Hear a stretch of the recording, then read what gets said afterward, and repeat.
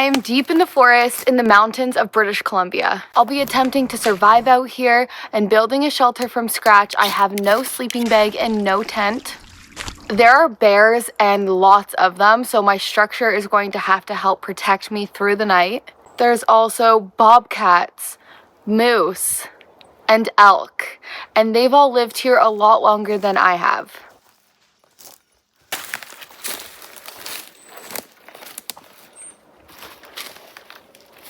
I found a bit of a clearing here, so I think this is where I'm going to put my shelter.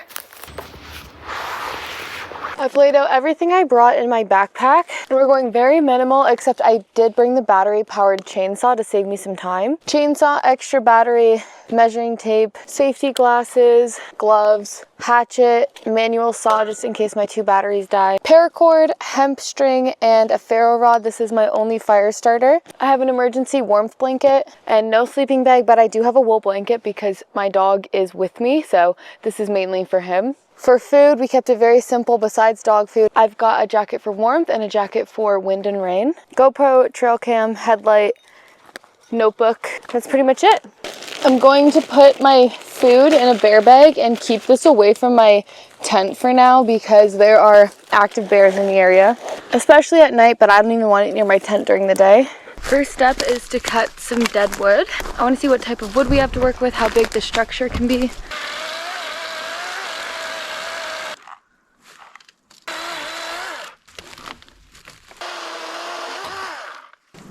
It's the end of summer here, so the bugs are not bad. I've been waiting all summer for the mosquitoes to calm down.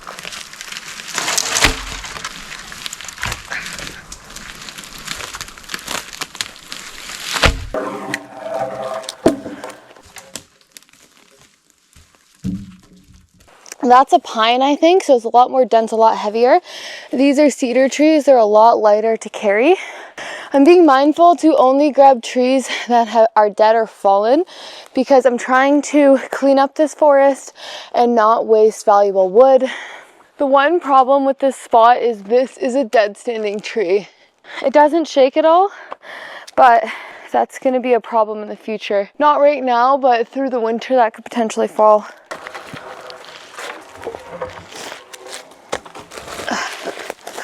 Okay. The forest floor is covered in ants and spiders, and I just want to clear out as much of the debris as I can so I'm not laying on sticks and it's a comfortable sleep. It's pretty uneven. There's going to be nowhere in this forest that's even. So I'm able to poke through the ground here, and I think that means that roots of another tree have rotted, and so the ground is not as hard. The ridge pole has to be long. I want it to fit Kira and I comfortably, and it's cedar, so it's light, but it's still big and beefy. I did a bit of research. I'm going to build an A-frame structure. The inspiration's coming from Alone season 11, Timber's structure. It looks pretty cool, so I'm going to see if I can replicate it with materials that are native to British Columbia.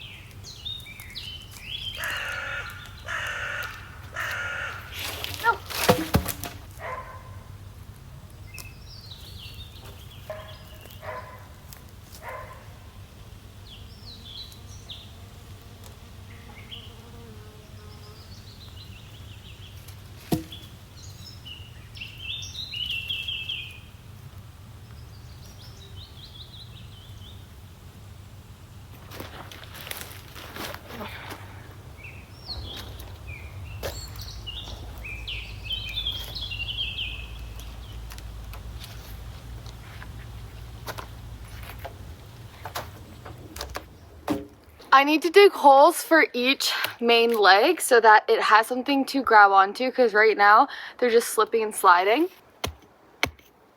This will dull your axe, but I had to break up some roots And I definitely have to shorten this. I forgot to mention I did bring a small shovel so that I could dig footings for the main posts.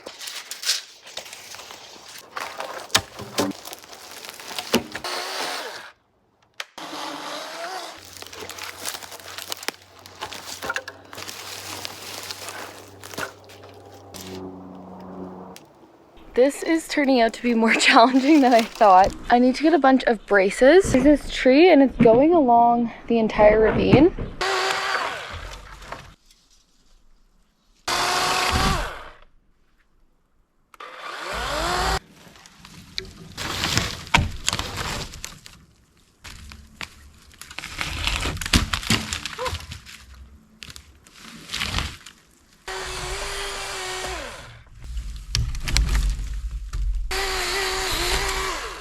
This is a down cedar, we're gonna clean it up.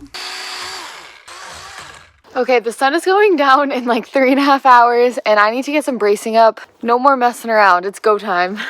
Right now it's the equivalent to a ladder but having no cross bracing, so we need to get some posts and lashing going on.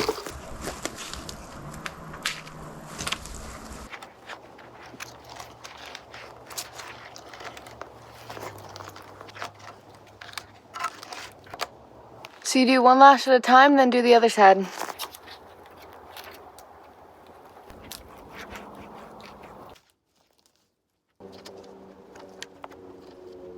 Now I gotta lash each corner and do it again on the other side. I've just about finished with the brace of the framing and it started to rain. I heard thunder and then all of a sudden it just started sprinkling. Luckily, we're covered by a ton of trees, so it's not really coming through the treetops too bad, but I'm gonna get the tarp up on the frame and then put additional material on top of that.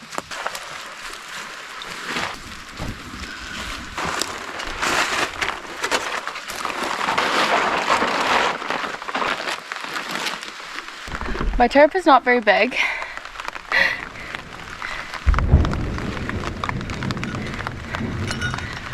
Can you hear that thunder? We're definitely staying dry right now, but I need to build up the rest of it so it's actually a large enough space for us to have room. Typically the rain patterns here, it'll rain for maybe like 20 minutes and then it'll let go unless it's a torrential downpour, but oh, turkey. I've got to get some spruce boughs because I at least want to be protected from the wind. If anything, we can stay under this and stay dry, but we're basically cowboy camping right now with the skeleton above us. The shelter is not done. It's not going to keep us warm. We are only dry right now because of this little tiny tarp. Go get some more materials for the shelter. It's still luckily pretty warm, so I have my pit zips to keep ventilation so I don't sweat and get this all wet. My gloves are soaking just from my sweat. Oh, there's a bunch of stuff in there. Okay, I admit I made the shelter too big, but my goal was to be able to camp out of it long term. I wanted the option, you know? In a survival situation, you want the shelter to basically just cover you. That way you keep all the heat inside the shelter. If there's a bunch of empty space, it's gonna be hard to heat that space. Luckily it is the end of summer and it's still really warm here. There's a bunch of lobster mushroom around here, but unfortunately we're just past the season and they've spoiled. I harvested lobster mushroom in a past video pretty recently, but if you don't pick it right when they start popping up, they go bad and they need that rainfall and it just hasn't been raining as much as they need. So you can see there's white powder all over it and that just means that it's moldy and moldier than, you know, fungus should be, edible fungus. We've got 1 hour till sunset. I'm gonna go hard for about 30 minutes getting as much of the wall built as possible, and then I'm going to start a fire so that we can have dinner, and that will ward off any predators as well if I have a fire. This cedar is growing sideways and it's just not a healthy tree. Timber! Oh yeah, it was totally rotted at the base.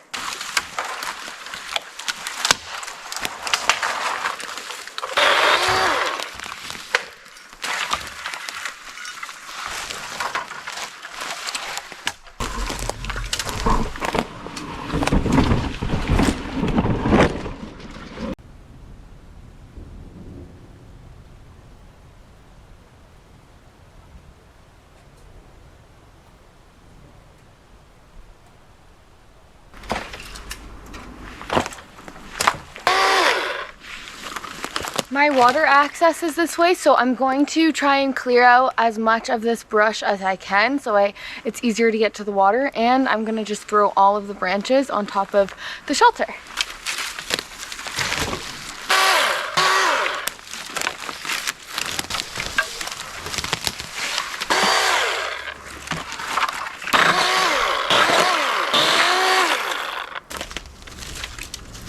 It's clear this tree has been dead for a while because all of the pine needles have wilted, but I think it can still be used for rain protection.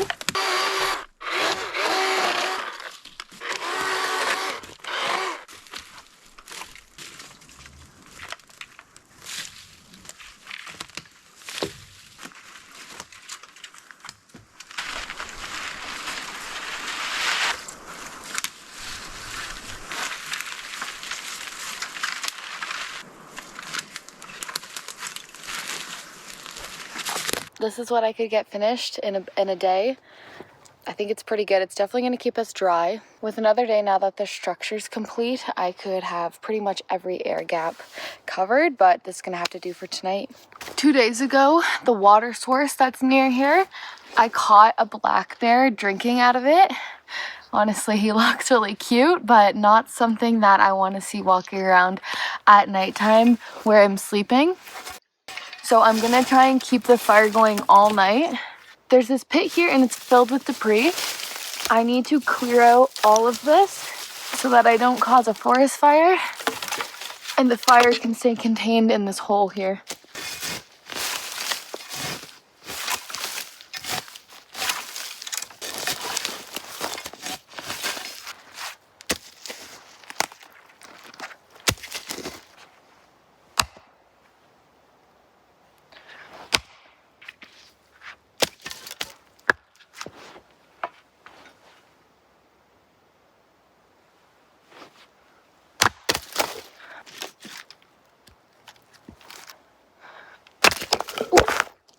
Sorry about that.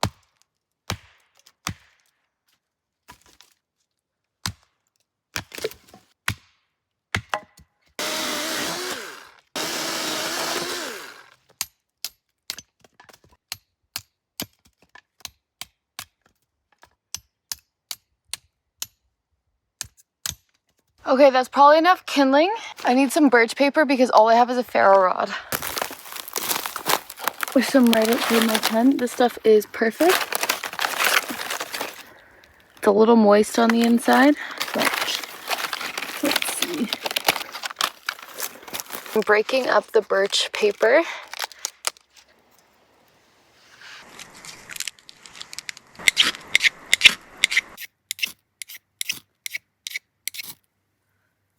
I'm making a feather stick here.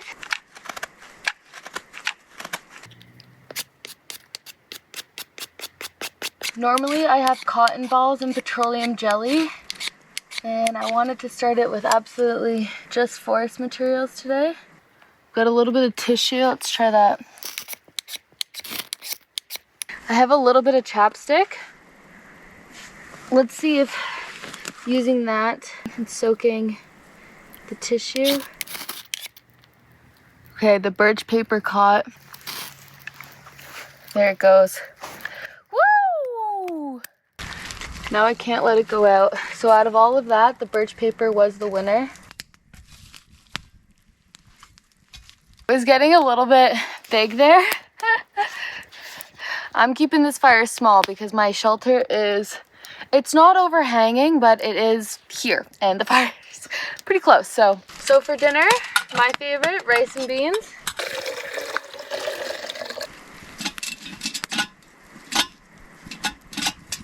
Oh no, I smothered my fire.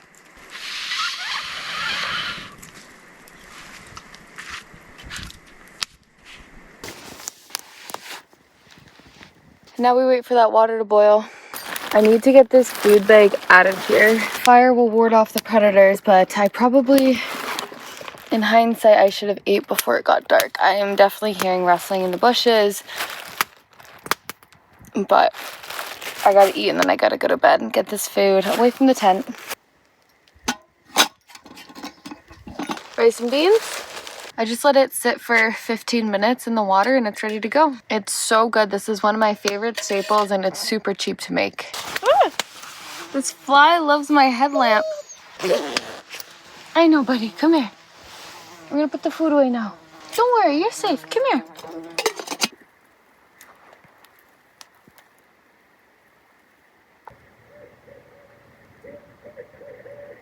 There's an owl over there. I love owls. I can hear it. Woo, woo, woo, woo. There's barred owls. I saw them also by the water source.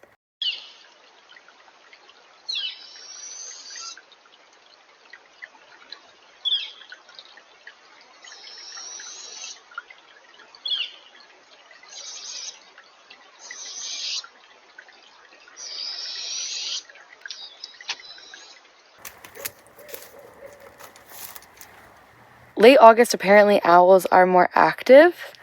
Hope you guys can hear that. Oh, this is cozy. You guys sleep good?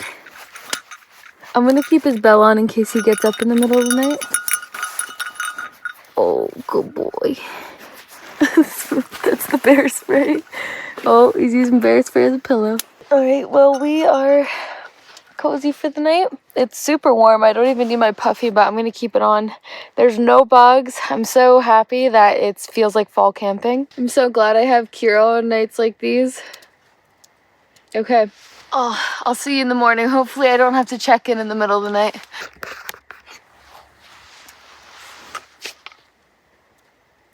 Good morning to you too, buddy. Good morning. Kiro woke up and immediately started chasing squirrels. So we didn't get eaten by a bear last night. You happy about that, buddy? I heard a lot of noises last night. I used my jacket as a pillow and it didn't get cold last night, so that... I hear woodpecker. It's amazing to hear the forest come alive in the morning time. All of the birds and the woodpeckers. But I gotta get us some breakfast and I'm pretty much out of water, so I have to filter water. Used a poop bag to portion out his food. Oatmeal for breakfast, but it's got a twist. I've got a shovel, water filter, and my pot, and we are going to go get some water. Kind of easy to get turned around in here. Just walking up that hill, I'm already out of breath. Okay. This is a water source for a lot of different wildlife here in this land, so I am not going to make a lot of changes. I'm just going to make it a little bit deeper, just a little bit.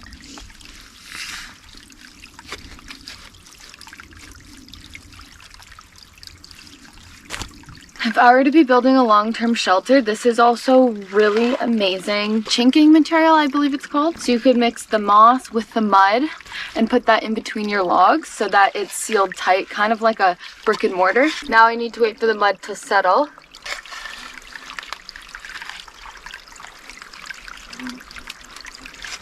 In a survival situation, what you can do is use rocks, or if you have a shovel, you can dig out a pool area.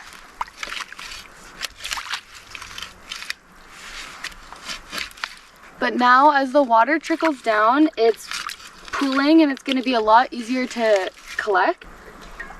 One thing about Kiro is he's scared of flies and bees, and there's one flying around. I'm going to set my gravity filter up, so I put the dirty water in here and it'll filter out all the bacteria. Also, before you drink out of this pot again, because I put the water directly in there, you're going to want to boil this.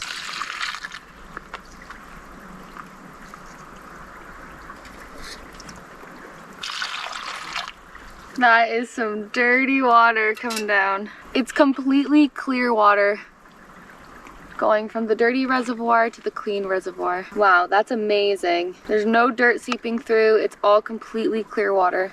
Honestly, I've never filtered such dirty water before.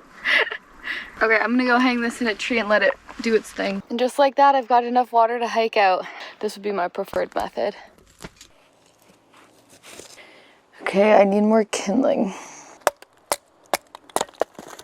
I checked the trail cam that I put outside the shelter, And part of me is sad I didn't get any wildlife on camera last night, but a larger, much more important part of me is very happy. And what I learned is wildlife doesn't want anything to do with you, with me. They want to stay far away. Normally on my trail cams, I see at least bunnies or mice. I see bats. I didn't even see a bat. They knew I was in the area and they stayed far away. Every time I come out here, I push myself outside my comfort zone a little bit more. I just get more comfortable every time. Being out here, exposure therapy, it really just teaches you. Everyone's minding their business. Some days I don't even eat breakfast, but after working all day yesterday and getting a bad night's sleep, having carbohydrates and protein in the morning and calories.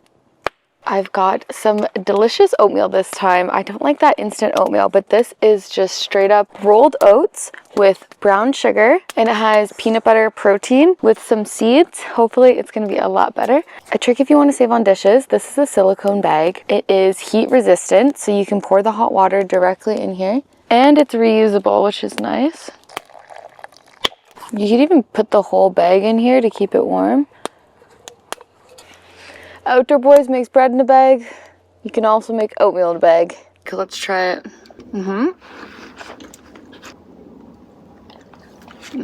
There's some ravens flying above. They're one of Kiro's favorite things to bark at. Ravens, squirrels, marmots. Hey!